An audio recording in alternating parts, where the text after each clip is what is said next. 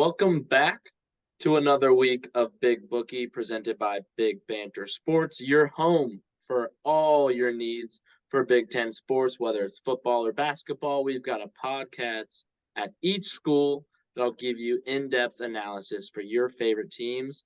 Or you can come hang out with us over at Big Bookie, give you the best lines and the best dogs in the Big Ten. Or you can also go over to our boy JR. He runs the Big Ten Huddle, and that is anything and everything Big Ten sports. He's been really good at covering a lot of the Michigan things that have been coming out in the past few weeks. Also, he was very good at covering the preseasons Northwestern as well as Michigan State. He's on top of it. So if you haven't checked him out, check out the Big Ten Huddle. He is your home for everything Big Ten sports. But we know why you're here. You want to hear about the big bookie lines of the week. And so this show is going to be a little different since we're waiting out of the football season. We're going to give you a little sneak peek of the bowl games a little later. But we're going to start the show with kind of a season ending recap. Who showed out, who was on the rise, who hit a lot of their bets, who covered, and who lost us a lot of money this season.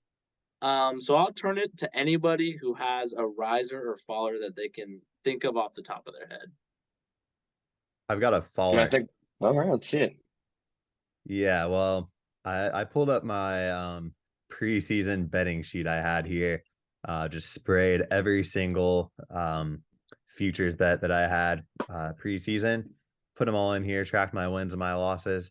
There's a few more losses than wins, unfortunately, but that's usually how it goes with those early season bets. They don't all pay Yeah. off. But my number one faller is a man by the name of Nicholas Singleton, running back for Penn State. This man in the Big Banter preseason rankings, we had him ranked number one, the top running back in the nation after an incredible freshman year running behind that big, juicy Penn State offensive line. He ran for over 1,000 yards as a true freshman, showed a lot of explosiveness in his running. So you know what I did? I saw his preseason line at 950.5 yards. And I said, you know what? There's no way he doesn't hit the over. He was electric as a freshman. He's in my opinion, the best running back in the Big Ten. Screw Blake Corum, screw TreVeyon Henderson, screw Donovan Edwards. This guy has the it factor. I'm taking the over. I took that over just for him to kind of take a backseat to Katron Allen in that backfield and just not look nearly as explosive. I don't know if he was banged up with injuries or he just kind of lost a step. But that he ran for only 702 yards this season. So it didn't really even come remotely close to my line. I took him there preseason. Katron Allen looked great. Still think this is a good backfield. And Penn State gets them both back next year, so they can do some fun things with the new offensive coordinator coming in from Kansas. But unfortunately, Singleton just didn't have that big of a season that I was expecting. Maybe next year he has that kind of TreVeyon Henderson bounce back year, though. You never know. Yeah. It was pretty surprising. I feel like we had as a brand, Big Banter was very high on the Michigan running backs as well as Penn State's backfield, so it was a big letdown. But Brandon, it sounded like you had something. Well, I mean, it's pretty easy for everyone to know what the biggest faller for me is that Wisconsin Badger football team. I thought 8.5 was the freest money you can find this season, and we felt 2 games under that. The offense never got it under control like I thought they would. I thought we'd get the ground and pound with the air raid. Did not get the air raid at all. The ground game was pretty good. Injuries really derailed that though, and Mordecai just did not look that great this season. We'll probably be hitting it again next season with Fickle year 2. And we'll see if we can get it going that time. But pretty bad bet by me. Yeah, I mean, with Fickle's history, obviously being an assistant at Ohio State and then his tenure at Cincinnati, um, I don't think he's ever been an air raid quarterback, but I was excited just as much as you with Tanner Mordecai coming from SMU. I thought he may open it up, but I think we were all pretty disappointed, especially when we saw Tanner Mordecai go down. Um, it just we knew they were going to take a step back, but I have to say, I think Brandon got a lot of us early in the season by drinking that Roulade, and they never really delivered. I think Nebraska's going to have to be my faller for the season. Just with how the way that they finished games, it felt like they always had a chance and just absolutely just fumbled it right out of their hands. They gave it away in a lot of their games. And we always thought, you know what, it's Matt Rule. We're going to get a bounce back game. It's going to be different. He's going to bring a different culture this week. And it never really panned out. I'm sure preseason, this podcast will be back on the Roulade. I'm pretty confident. 1,000%. We're going to put a lot of money in Matt Rule's pocket and then give it directly to Vegas. But it was just really disappointing overall. I had higher expectations. I thought Nebraska would at least be bowl bound. And to see them finish 5-7. Well, when you're 5-3, yeah, you're 5-3, 8 games in. You can't find that last Come win on. the last 4 weeks of the year. What are we doing? What are we doing? It was rough. But Chris, do you have any risers for? I feel like we've all been down on teams. Was there anybody that shocked you this year and you won some money? Yes, I think couple risers. I think one of the biggest risers, I'm going to go with a player here just because the odds we're seeing out of his player props are pretty unprecedented. What Blake Corum's been able to do in his campaign this year at Michigan's been pretty unbelievable. For the Big Ten championship game, his first touchdown scorer was plus 150. I don't think I've ever seen a first touchdown scorer that low of odds. That's that easy of a bet, and it hit. I mean, Blake Corum has been a scoring machine this year. I will say, who advised that last week? He did. Yeah, Blake Corum's just. I said you were probably right, but those odds, man. Yeah, I mean, he is scoring in all different ways, putting him as an anytime touchdown scorer. It almost feels automatic if you're betting Michigan spread at this point of if they're going to cover, it's going to be with Blake Corum scoring a touchdown. I don't think we've seen a player like that in college football in a long time to where it feels that automatic that he's going to get goal line carries. He's not going to get subbed out, and Michigan's going to be able to move the ball down the field to where they're not really passing it at the goal line. They're feeding Corum. So that prop alone has been a big winner, I think, for a lot of us.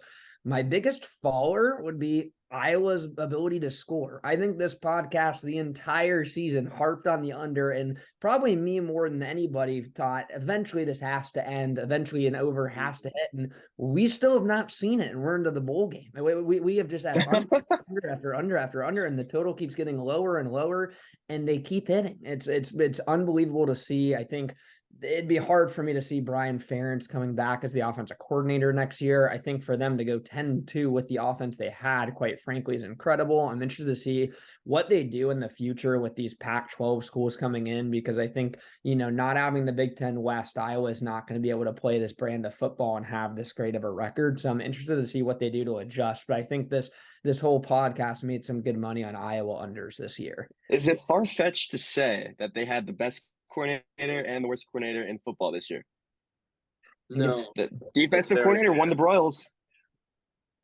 I think Sherman Moore had a case for that, but yes, I mean, it's a very tough case for that assistant. I mean, Iowa was the largest contrast between an offensive and a defensive unit we maybe have ever seen in college football.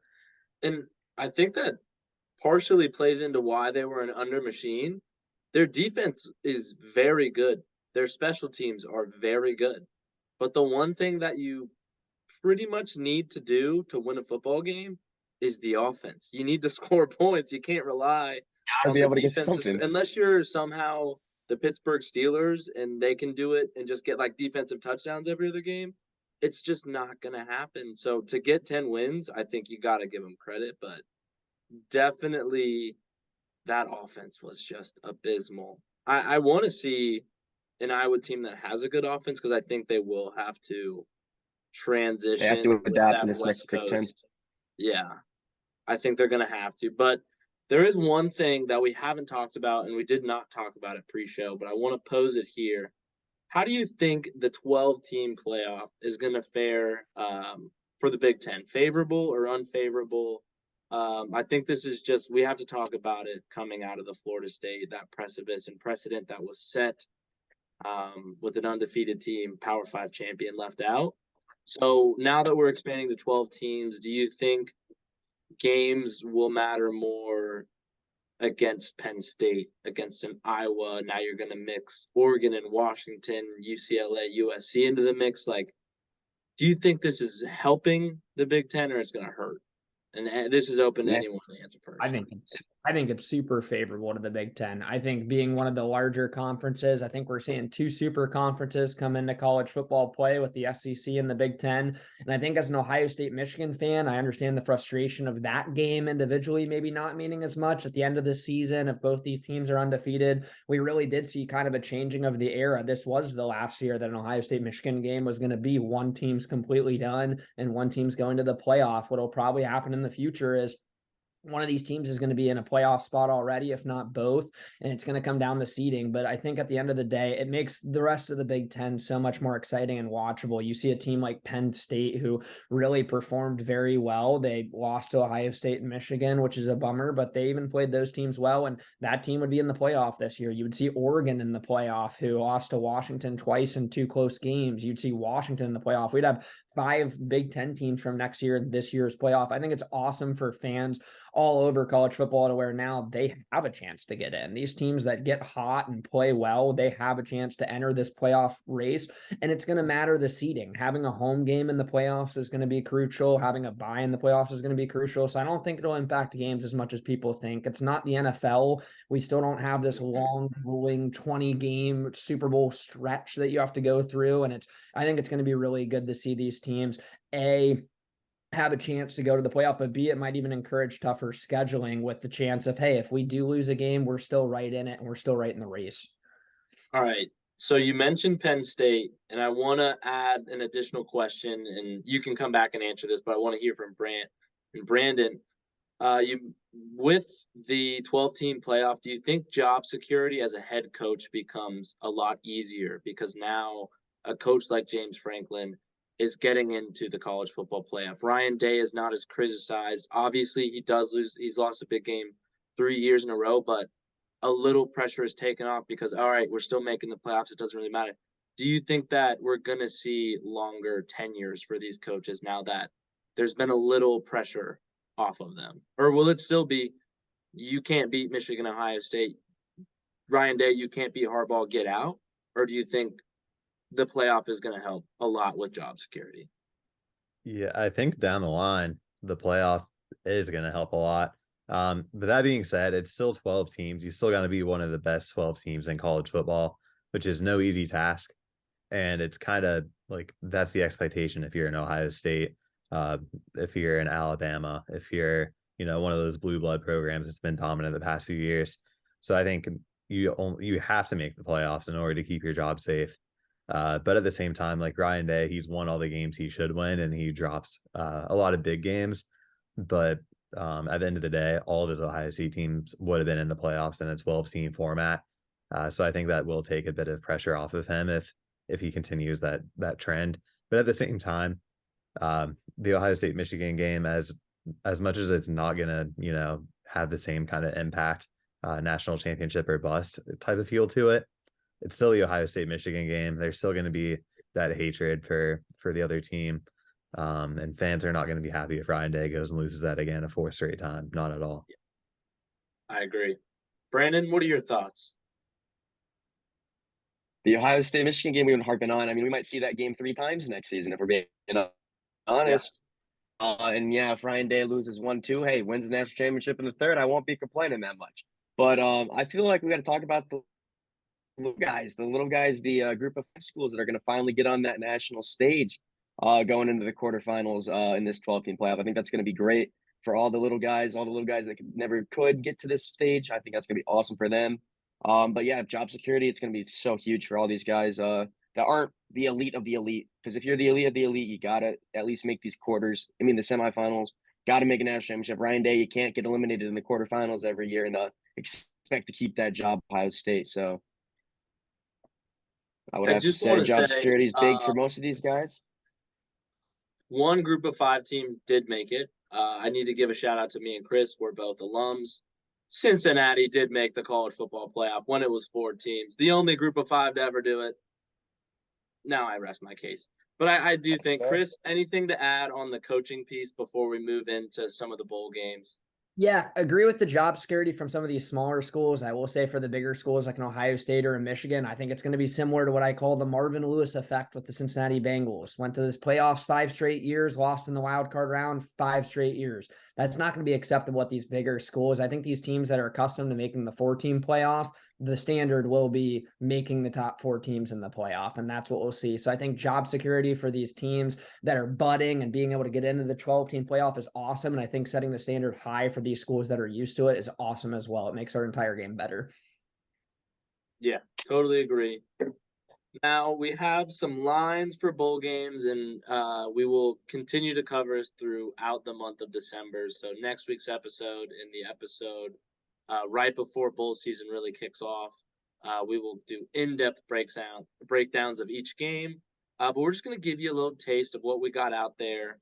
I think we want to highlight some of the bigger matchups, and then we'll go through each and every game for each and every school. But we'll start on Friday, December 29th. We've got the Cotton Bowl. I think this is one of the bigger standalone games. You've got Missouri and Ohio State. 9 playing 7. Missouri opens as a 1.5-point favorite. I don't think that's shocking. You have a lot of transfers that have been announced out of Ohio State. They've lost Kyle McCord, along with Julian Fleming and a host of other great recruits. But you still have a lot of players, and you've seen others that are going to the NFL. So it is going to be a depleted roster from what we saw maybe at the end of the season. But we'd just love to hear your thoughts and where you're planning on putting your money based on before we know all the sit outs and everything.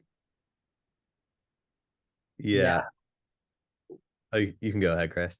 Okay. Yeah, no, interesting game here. I'm excited to see what Ohio State looks like. This does feel like a changing of the guard with the amount of guys transferring out. I think we're going to see a lot of these younger recruits who maybe didn't get to play as much this year get time in this game. I think what is interesting is Missouri is going to be full strength and ready to go. This team, it's their Super Bowl. This is a big moment for Missouri. This team's been working towards this, I think, for a while being in the SEC. I know they made an SEC championship a long time ago, but this was really a huge year for them. A big bowl game and an opportunity to play a team like Ohio State. But I think for Ohio State, this is an equally big game. I think Ryan Day's lost a lot of these big football games before, and this is a chance for him to show with a group of backup players for an extent.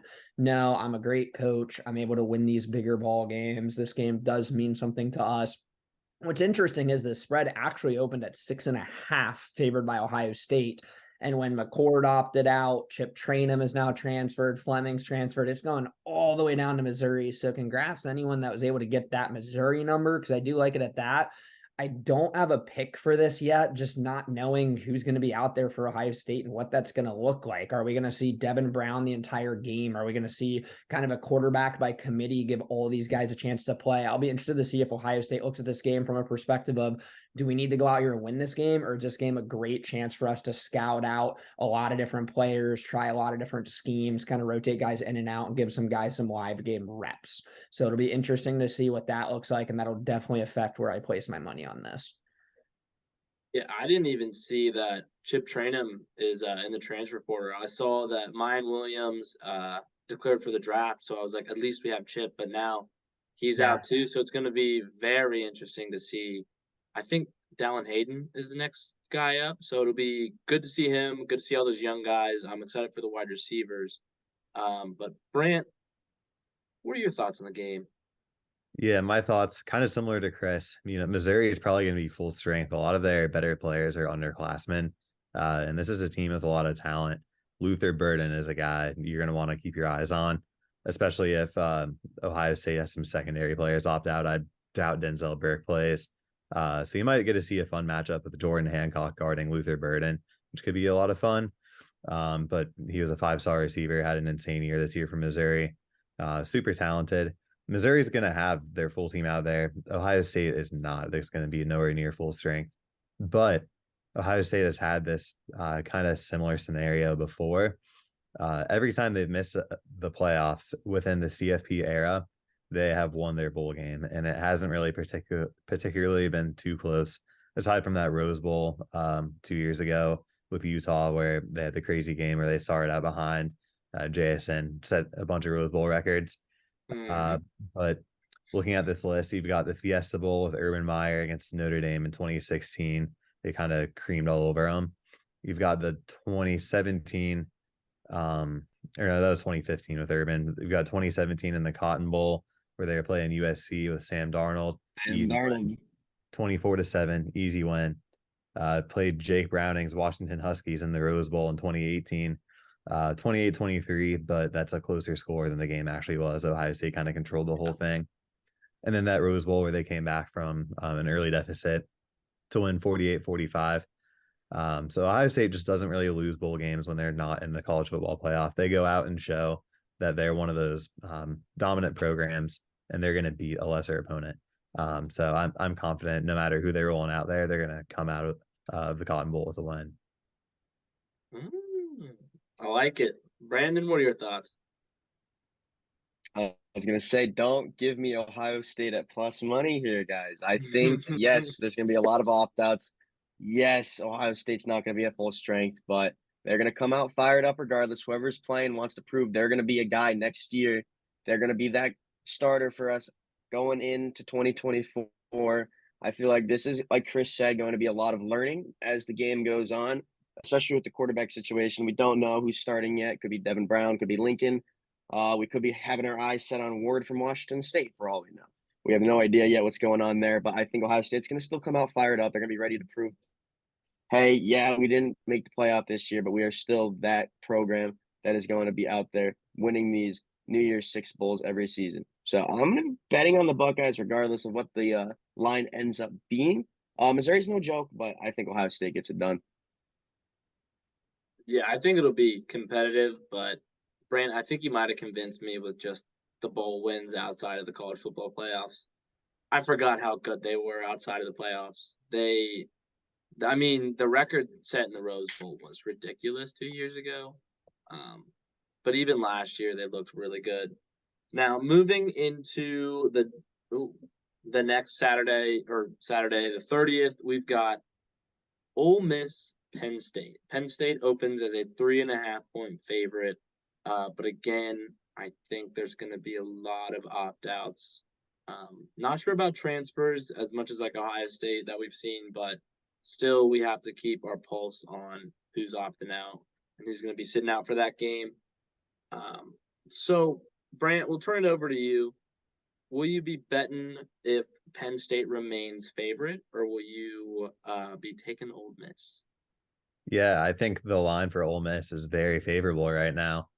Just with the state of Penn State's team, it's a very sound defense, a great offensive line, and that's kind of their identity is run the football and play good defense. Not as much to the extent that that's Iowa's identity, but that's kind of how Penn State plays football. But a lot of those players on that defense are upperclassmen who will more than likely be headed to the NFL draft. And there's not too much incentive for them to play in this bowl game. We've already seen a few opt-outs. We're probably going to see more.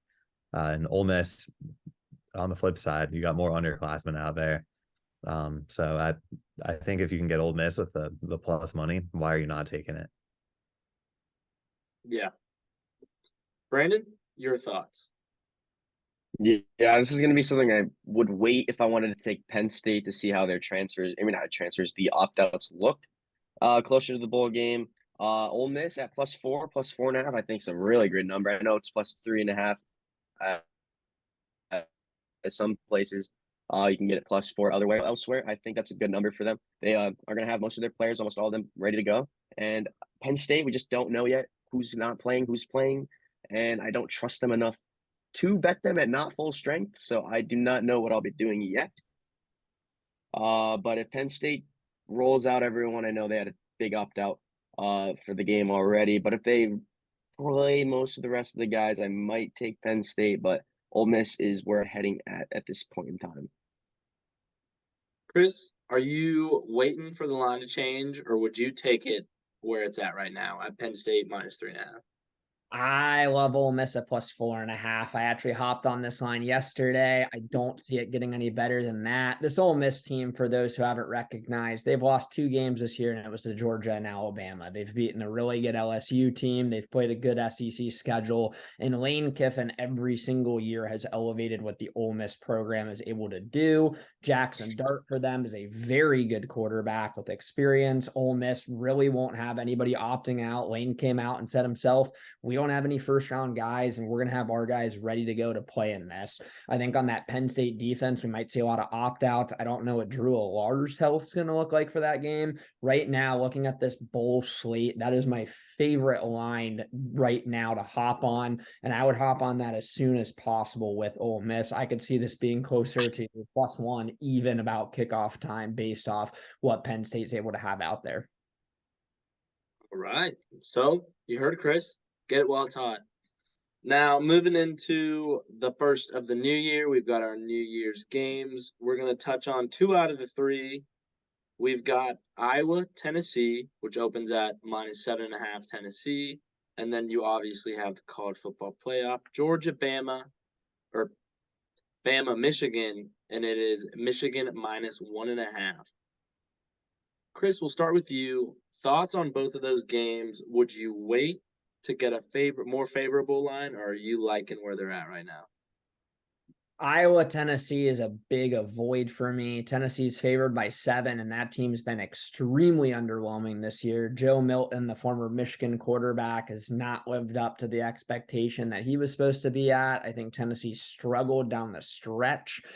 I also don't love Iowa's offense enough to bet them in a bowl game. I don't trust Iowa to be able to score points, as we've talked about on this show. I think that defense is still really good. I think on a 7-point spread, Iowa might be favorable just to be able to keep it close, but it's really hard for me to gauge that game. Not super interested in it. The Michigan-Alabama game will be an awesome game and the granddaddy of them all. I love that we got that matchup. I am personally a ginormous fan of the committee putting Alabama into the playoff, as we do have the 4 best teams. I'm very excited to see what that matchup will look like between an Alabama team that is able to air the ball out, has a dynamic quarterback that Michigan hasn't really seen yet, against a Michigan team that really has not even looked tested down the stretch. Even in that Ohio State game, they led the entire game. It felt like they controlled the entire game. Right now, 90% of the public is on Alabama, which to me is a whopping number. I know they looked very impressive against Georgia in a huge win, but this is the same team that almost lost to Auburn the week before, who had lost by 21 to New Mexico State. So I'm not sure what Alabama we end up getting for this game, but I do know that Nick Saban, with a month to prepare for Michigan, that'll be a team that's ready to play. It's going to be a tough battle. If I had to bet it right now, I would lean towards Michigan at that 1-point spread. But with Michigan being such a public fade, I think it's worth waiting up until kickoff to see if that spread will move any more in favor of Michigan, maybe even being an underdog. I think Saban's going to have those guys ready. It's the playoffs. He knows what he's playing for. You see what he does against Kirby Smart. I think I'm going to have to go with the public on this one. I think that Michigan is really good in the Big Ten, but outside of the Big Ten, they just haven't fared well in recent years. But I would like to see that line a little more favorable for Michigan, maybe like Michigan -3. I think that is where I would slam my house on it for Bama. But Brandon would love to, and also Chris, I'm with you. I'm avoiding that Iowa game. It is just the Cheez-It Bowl. It's not for me. I do not like the teams that are their offenses in that game. I think it'll be fun if you like bad games to watch. If you like the Big Ten West, go watch it. But Brandon, would love to hear your thoughts. Yeah, Iowa, Tennessee, I won't touch the spread. The under, we got to play system play as always. But other than that, I won't be touching anything else in that game. And before I touch on Alabama, Michigan, Chris, I disagree with the playoff take. Why is Florida State even ahead of Georgia then at this point? If we're talking about best teams should be ranked where the best teams are. Why don't we have Ohio State above them? Why do we have Oregon above them? Why do we? I mean, if we're being honest here, there's no sense in putting them at 5 just for the media, the showmanship there of are they going to be in? They might as well have been at 8 if they had no chance of the playoff anyway. I think it's silly. I think Florida State should be in though. I think they went undefeated as a power champion. None has ever been left out. I feel like they should have been in the playoff. Alabama, again, 4th and 31 away from not even being considered for this playoff. But I digress. I will be betting Michigan in this game. I think they are going to be able to control the game pretty well, like you said. Alabama obviously can come out firing, but I think the ground and pound game by Michigan is going to really wear down Alabama as we go towards the fourth quarter of that game. But granddaddy of them all, it's going to be one for the record books. I think it's going to be a great game, but at such a small number, I think Michigan's going to get it done. Love it. Brant, your thoughts on the game? Yeah, I'll start with that Tennessee Iowa game. Brandon hit the nail on the head. It's a free under yet again. It'll probably be a low line, but Joe Milton is not going to score points on this Iowa defense. He is a horrible, horrible quarterback. And one more time, we've been doing it all year. We've been making money. Iowa under. Let's go. With the playoff take, completely agree with Brandon on this one. It's bullshit. It's SEC bias. Alabama, maybe they played better in conference championship week than Florida State. Sure, I'll give them that. But are we just gonna disregard the rest of the 12 games from the rest of the season? Clearly, that's what we're doing here. It's SEC bias. The SEC has they got a little thing with ESPN going where the college football playoff shown. ESPN. What are people going to watch? Michigan, Alabama, not Michigan, Florida State. No one wants to watch a Florida State team with no quarterback who can't move the ball. So, yeah, that Michigan, Alabama game is going to do numbers. Got a great defense, though. They do. The Michigan, Alabama game is going to do numbers. It's going to be a lot of fun for college football fans to watch. So from just a pure watching perspective, obviously, it's going to be better than what the Michigan-Florida State matchup probably would have been. Although I think Florida State maybe could have beat this Michigan team. There's nobody who falls flat on the face harder in the college football playoff than Jim Harbaugh. The Michigan Wolverines have not won a bowl game since 2016, and that's January 1st, 2016, so basically 2015, when they beat Florida. They cripsed on Florida in the Citrus Bowl, which is actually the bowl that Tennessee is playing Iowa in. So shout out to that.